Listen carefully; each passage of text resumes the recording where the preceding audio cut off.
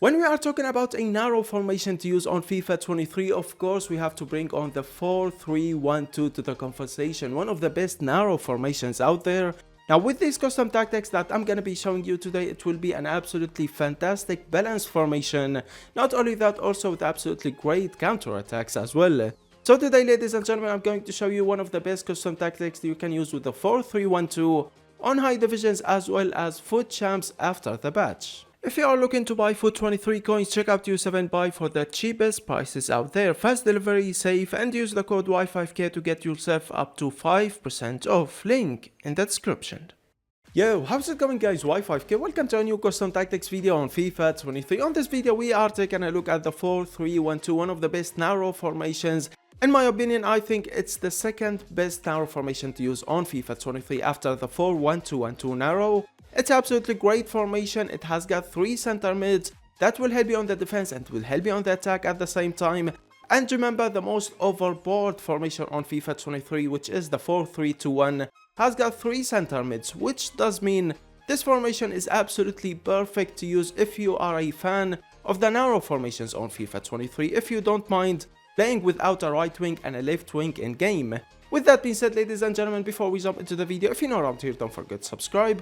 Drop a like on this video, that will be always appreciated.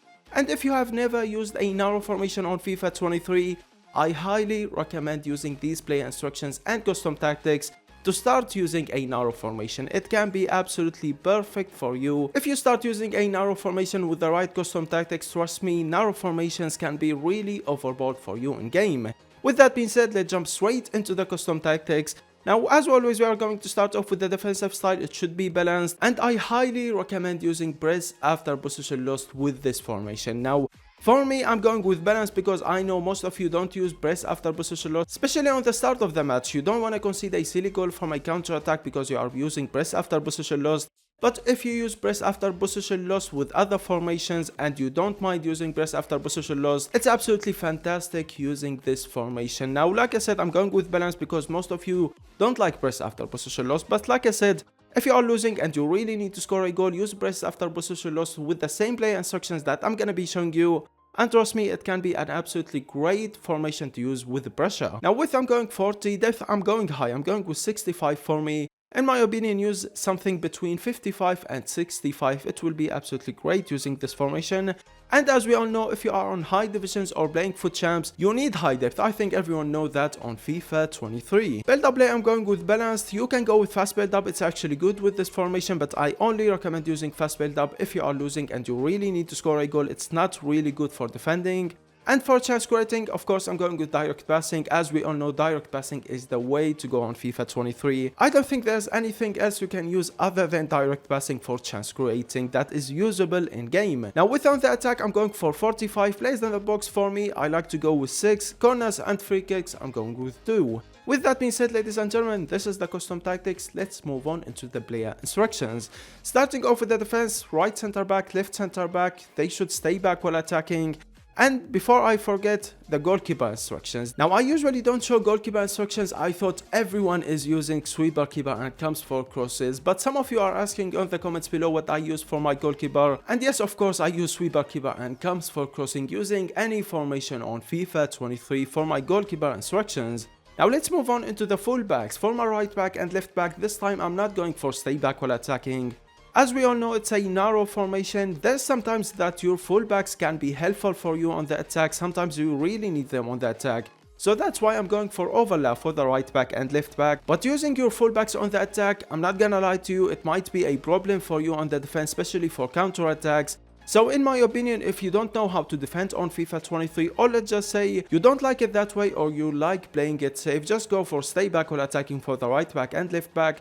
But for me, and what I use with the 4-3-1-2 is no stay back while attacking, balanced attack with overlap for the right back and left back. With that being said, this is all for the defenders. Let's move on into the midfielders. As we all know, you have got 3 center mids. Starting off with the central center mid, right here you need a center defending mid. Because he won't help you on the attack, he will be staying back. Not only that, also he will be intercepting and tackling for you. So basically you need a player that can play as a center defending mid. a player that has got absolutely great defending and physicality. Not only that, also I recommend using a player that has got high defending work rate. Medium high work rate would be perfect for this rule. And for the right center mid and left center mid, basically they're gonna be box to box midfielders, players that will help you on the attack and help you on the defense at the same time. For your right center mid and left center mid, I recommend using players that has got high work rate, because like I said, they will be box to box midfielders. Make sure you are using players that has got good all-rounded stats, because sometimes you're gonna see them scoring and assisting, and sometimes you're gonna see them defending and intercepting. And for the instructions for the right center mid and left center mid, don't change anything with your right center mid and left center mid. With that, they're gonna be a box-to-box midfielders, player that will help you on the attack and help you on the defense at the same time. If you wanna use cover center for the right center mid and left center mid, it's good. But at the same time, you have your right back and left back helping you on the attack. So in my opinion, your right center mid and left center mid should cover the wing. With that being said, let's move on into the center attacking mid. And right here, you need a player that has got absolutely great pace, dribbling and passing. He won't be a center attacking mid who is just playmaking. No, sometimes you're gonna see him going and getting in behind the defense. That's why I'm using Al Owairan as my center attacking mid using these custom tactics. For his instructions, he should stay forward, not only that, also would get into the box for cross. With that, sometimes you're gonna see him getting in behind and scoring for you, but most of the time you're gonna see him playmaking, assisting your right striker and left striker. As you can see from the gameplay that I'm showing you, my center attacking mid, who's Al Owairan, is getting in behind sometimes and scoring goals. So like I said, you need a player that has got good base, because sometimes you're gonna see him getting in behind. He's actually, in my opinion, one of the most important players using this formation. He will be the connection between your defense and your attack. So make sure you are using a player that has got absolutely great pace, dribbling and passing, like I said. With that being said, ladies and gentlemen, this is all the midfielders done. Let's move on into the attack. Now you have a right striker and a left striker. Now your main striker, for me it's my left striker.